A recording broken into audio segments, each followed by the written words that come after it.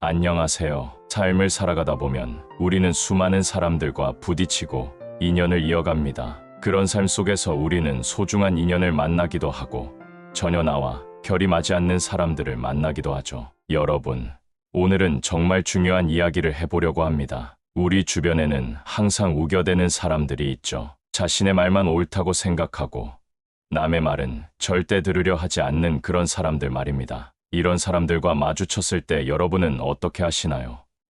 혹시 같이 목소리를 높이며 싸우고 계시지는 않나요? 저도 예전에는 그랬습니다. 누군가 말도 안 되는 소리를 하면서 우기면 저도 모르게 화가 나서 맞서서 싸웠죠. 하지만 그렇게 해서 좋은 결과가 나온 적이 한 번도 없었습니다. 오히려 서로 감정만 상하고 관계만 악화되었을 뿐이었어요. 그러다가 깨달은 것이 있습니다. 우겨대는 사람들과는 절대 말다툼을 해서는 안 된다는 것이죠. 왜냐하면 그들은 이미 자신의 생각에 완전히 갇혀 있기 때문입니다. 논리적인 설득이나 합리적인 대화가 통하지 않아요. 그렇다면 어떻게 해야 할까요? 오늘 제가 알려드릴 방법들을 하나씩 따라해 보시면 여러분의 인생이 훨씬 평온해질 것입니다. 첫 번째 방법, 침묵의 힘을 활용하라. 우겨대는 사람을 만났을 때 가장 효과적인 방법은 바로 침묵입니다. 상대방이 아무리 큰 소리를 쳐도 여러분은 조용히 듣기만 하세요. 반박하려는 충동을 꾹 참고 말입니다. 왜 이것이 효과적일까요?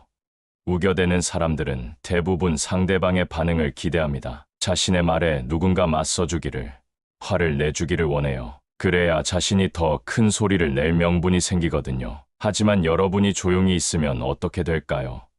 상대방은 혼자서만 떠들게 됩니다. 마치 벽에다 대고 소리를 지르는 것처럼 말이죠. 시간이 지나면 자연스럽게 지치게 되고 결국 스스로 말을 멈추게 됩니다. 저는 이런 경험이 있었어요. 회사에서 한 동료가 자신의 실수를 다른 사람 탓으로 돌리면서 계속 우기는 거예요. 예전 같으면 바로 반박했겠지만 그때는 그냥 조용히 듣기만 했습니다. 처음에는 그 동료가 더 크게 소리를 질렀지만 제가 아무 반응도 하지 않으니까 점점 기세가 꺾이더라고요. 결국에는 스스로 말을 멈추고 자리를 떠났습니다. 두 번째 방법, 공감하는 척하라. 이것은 좀 더 고급 기술입니다. 상대방의 말에 완전히 동의하지는 않지만 그의 감정이나 입장은 이해한다는 식으로 반응하는 거예요. 예를 들어 누군가 말도 안 되는 이유로 화를 내면서 우길 때 여러분은 이렇게 말할 수 있습니다. 아, 그런 일이 있으셨군요. 정말 속상하셨겠어요. 상대방의 주장에 동의하는 것이 아니라 그의 감정에만 공감하는 거죠. 이렇게 하면 상대방은 자신의 말을 들어주는 사람이 있다고 느끼게 됩니다. 그러면 점점 화가 가라앉고 더 이상 우기지 않게 되어요. 사람은 누구나 자신의 말을 들어주는 사람 앞에서는 공격적이 되기 어렵거든요. 하지만 여기서 주의할 점이 있습니다. 진짜로 동의하는 것처럼 보이면 안 돼요. 맞아요. 당신이 옳아요 라고 하면 상대방은 더욱 기세등등해질 수 있습니다. 그냥 감정적인 부분에만 공감하는 선에서 멈춰야 해요. 세 번째 방법, 주제를 바꿔라. 우겨대는 사람들은 대부분 한 가지 주제에만 매달립니다. 그 주제에서 벗어나지 못하고 계속 같은 말을 반복하죠. 이럴 때는 과감하게 주제를 바꿔버리는 것이 좋습니다. 그런데 오늘 날씨가 정말 좋네요. 또는 아, 맞다. 중요한 일이 있어서 먼저 가봐야겠어요.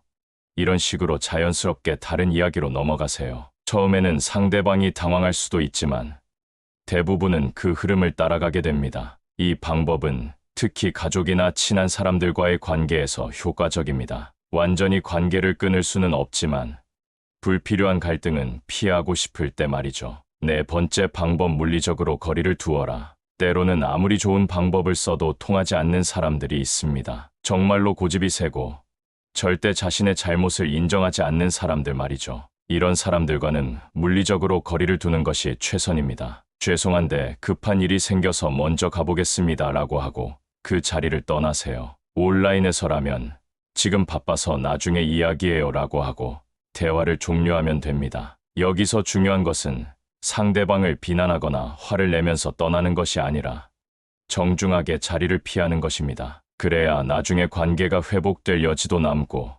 여러분도 마음이 편할 거예요. 다섯 번째 방법, 미러링 기법을 사용하라. 이것은 심리학에서 나온 기법인데 상대방의 행동이나 말투를 그대로 따라하는 거예요. 하지만 우겨대는 사람에게는 좀 다르게 적용해야 합니다. 상대방이 큰 소리로 우기면 여러분은 오히려 더 조용하고 차분하게 말하세요. 상대방이 감정적으로 흥분하면 여러분은 더욱 냉정하게 반응하는 거죠. 이렇게 하면 대조 효과가 나타나서 상대방이 자신의 모습을 객관적으로 보게 됩니다. 아, 내가 지금 너무 흥분했나?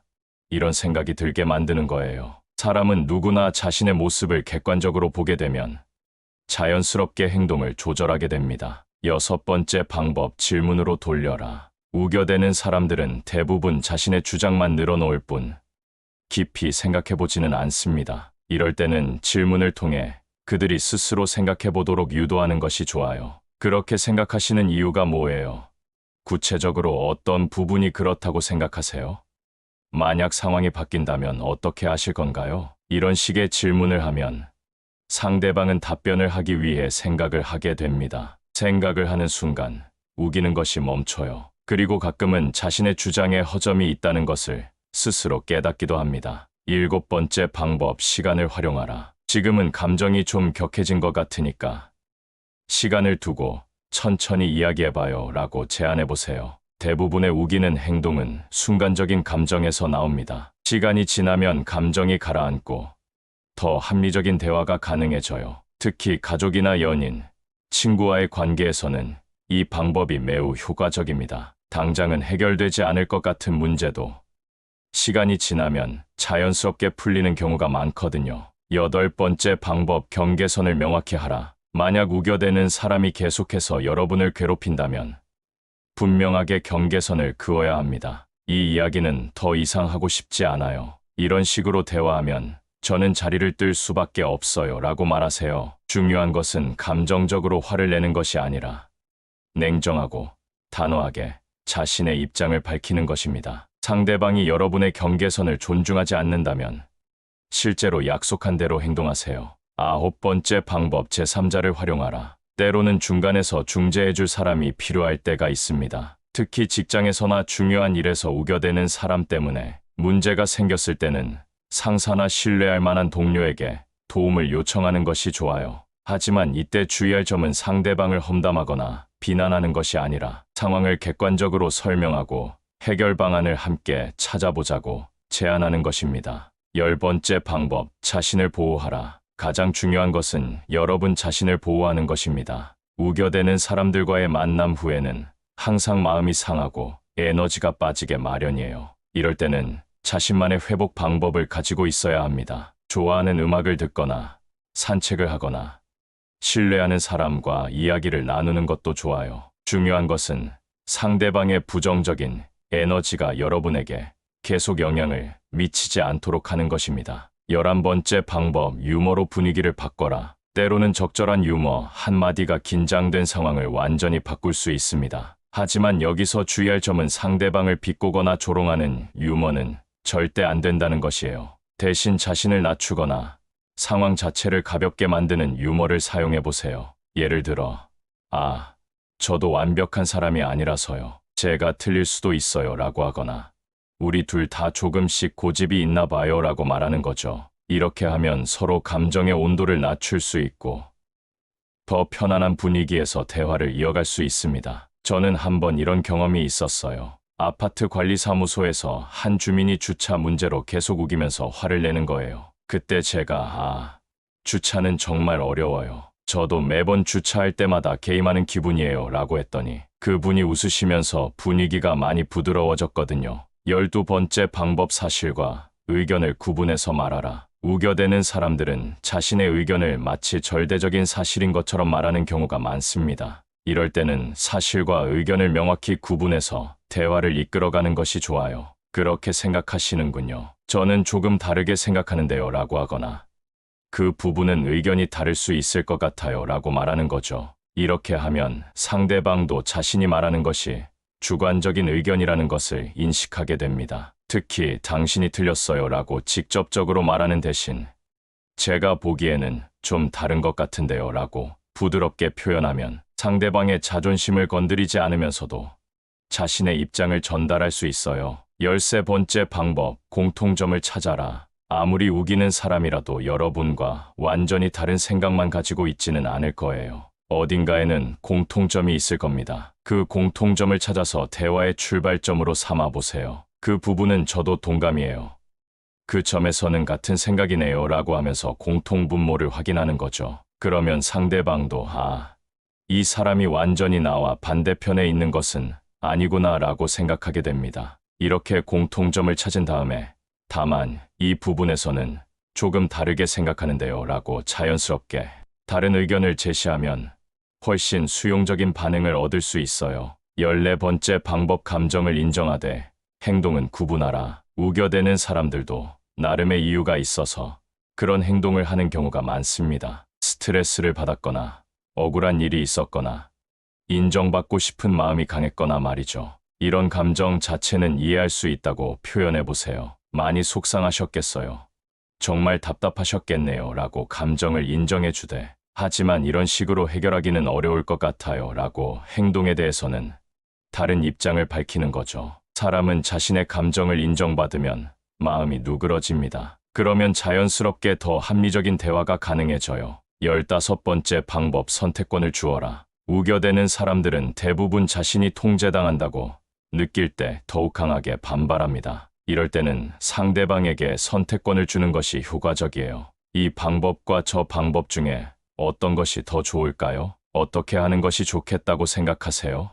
라고 물어보는 거죠. 이렇게 하면 상대방이 자신이 결정에 참여하고 있다고 느끼게 됩니다. 물론 여러분이 제시하는 선택지는 모두 합리적인 대안이어야 해요. 그래야 어떤 것을 선택하든 좋은 결과를 얻을 수 있거든요. 16번째 방법, 미래지향적으로 대화하라. 과거에 누가 잘못했는지, 누구 탓인지를 따지는 대화는 항상 감정적인 싸움으로 번집니다. 대신 앞으로 어떻게 할 것인지에 초점을 맞춰 대화해보세요. 이미 일어난 일은 어쩔 수 없으니까 앞으로 어떻게 하면 좋을지 생각해봐요. 다음에는 이런 일이 생기지 않으려면 어떻게 해야 할까요?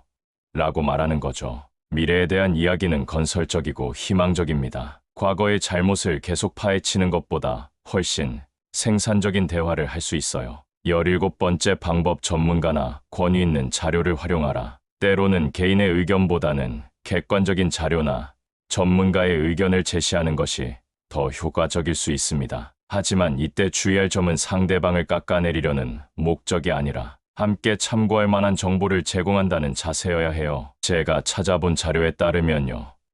전문가들은 이렇게 말하더라고요 라고 하면서 정보를 공유하는 거죠. 이렇게 하면 개인 대 개인의 싸움이 아니라 함께 정보를 검토하는 협력적인 분위기를 만들 수 있습니다. 18번째 방법 작은 것부터 합의해 나가라. 큰 문제에서 바로 합의를 이루려고 하면 어려울 수 있어요. 대신 작은 부분부터 차근차근 합의해 나가는 것이 좋습니다. 일단 이 부분은 동의하시죠? 이것만은 확실하게 할 수 있을 것 같은데요 라고 하면서 작은 성공을 쌓아가는 거예요. 작은 합의들이 모이면 결국 큰 문제도 해결할 수 있습니다. 19번째 방법 상대방의 체면을 세워주라. 우겨대는 사람들 중에는 자신의 체면이나 자존심 때문에 물러서지 못하는 경우가 많습니다. 이럴 때는 상대방이 체면을 잃지 않으면서도 물러설 수 있는 길을 만들어주는 것이 중요해요. 그럴 수도 있겠네요. 저도 처음에는 그런 생각이었어요 라고 하면서 상대방의 입장을 일단 인정해주는 거죠. 그 다음에 다만 이런 점도 고려해보면 어떨까요?